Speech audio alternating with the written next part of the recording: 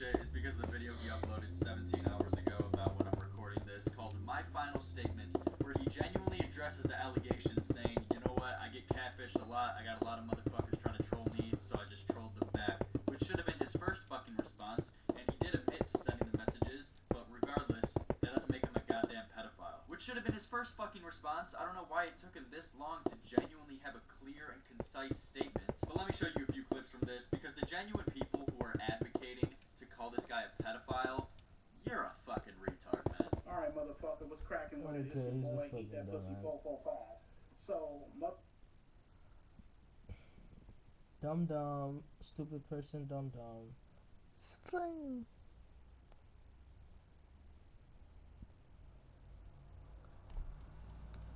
I'm your host, Killer Keemstar. Let's get Dumb right dumb, into the dumb, news. super dumb dumb, The stupid, YouTuber stupid dumb dumb. EDP445 has been exposed for being, well, for a lack of a better term, a pedo. Allegedly, there was leaked DMs that came up between. No.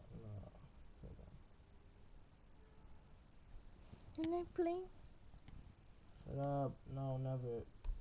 This video doesn't even have a chance to get monetized, so fuck it. There you go, Stu. Fucking kids. Jesus Christ, this is a bad look. I scared a 7-year-old girl.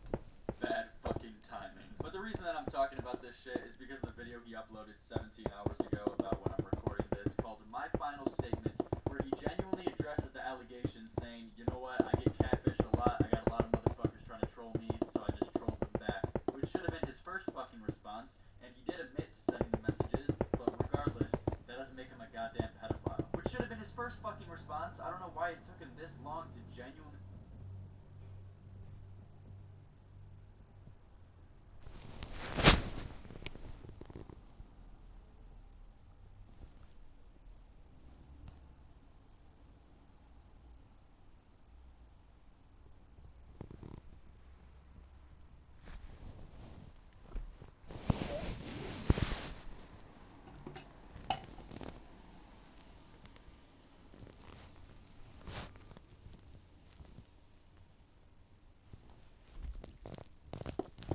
Hello there, this is Josh from the Elias Podcast.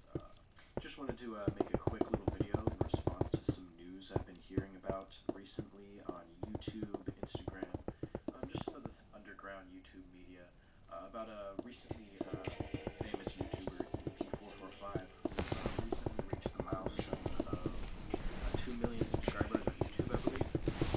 I've been watching him since around 2015, far before he was even close to famous. And all current events aside, it's been a crazy ride. A lot of funny moments. It's been a real surprise and a real honor to, watch him grow. It took him around 10 years to reach 1 million subscribers, and it only took him one more to reach another million. But with all that said, I want to make it completely clear to anyone watching this that the information I'm spreading, or the opinion that I'm spreading in this video, is not biased at all. According to my knowledge and my close viewership He's a dumb guy. EDP for the years, So I'm dumb. treating EDP here like he's a random stranger off the street that I've never met before. And I want to make sure that's very clear to anybody who's watching, so that no one thinks that this is biased, or that I'm just taking EDP's side. It is dumb because you've been watching for like fucking 15 years, you dumb. So obviously he's gonna be fucking biased, you fucking dumb. EDP is nowhere near a pedo or a criminal or a predator or anything of that nature at all. If you know the guy personally, you know that he's a straight up, straightforward, no bullshit, genuinely kind person. And most people viewing this story have only viewed the tip of the iceberg and have only known EDP from the perspective that this story has been told from.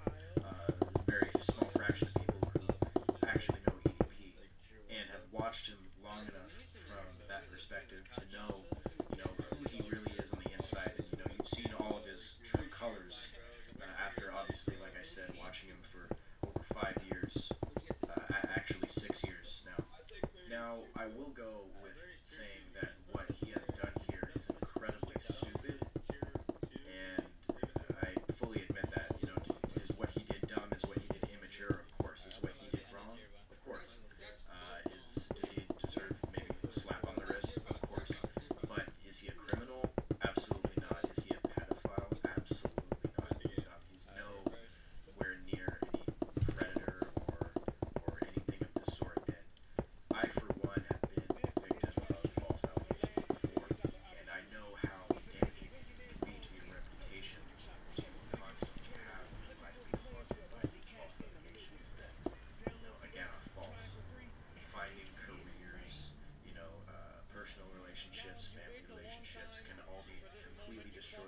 things that should be taken very seriously.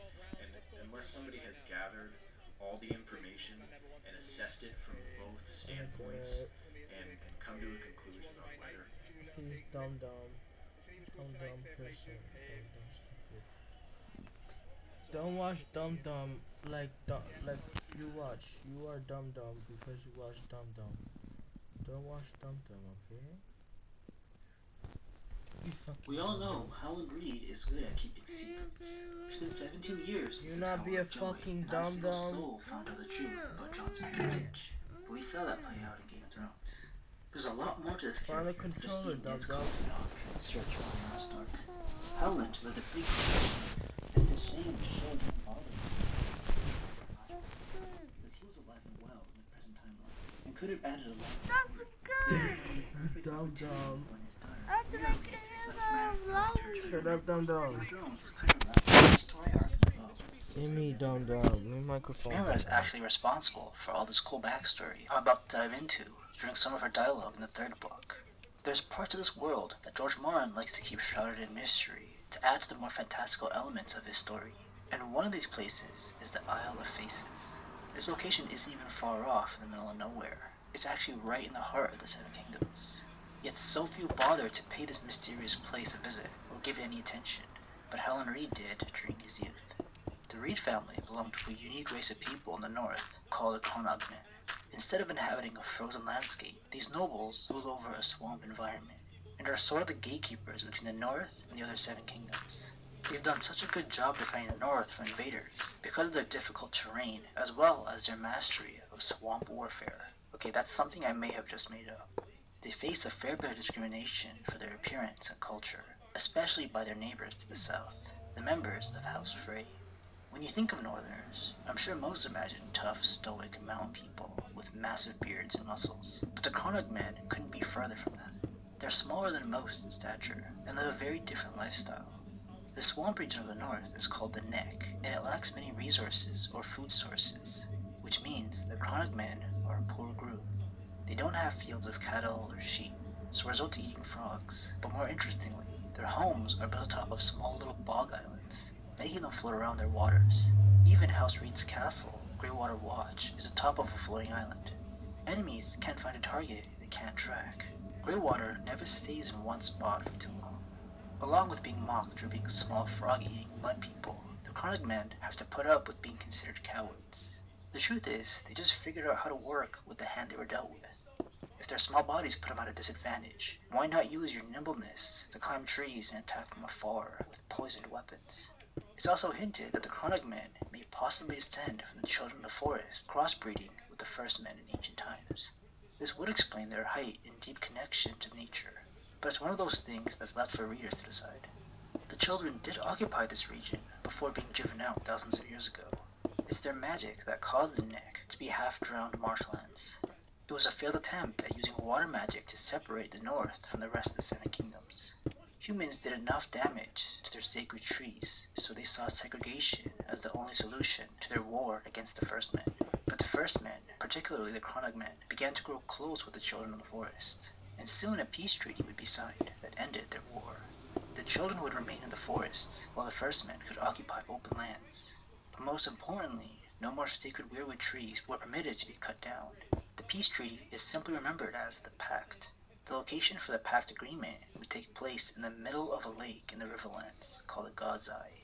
The children carved faces on every weirwood on the island so their gods could witness the agreement, and the island has been called the Isle of Faces ever since.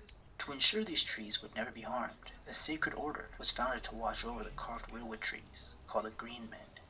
What the First Men didn't know, and maybe didn't care about prior to the Pact, was the magical properties of these trees.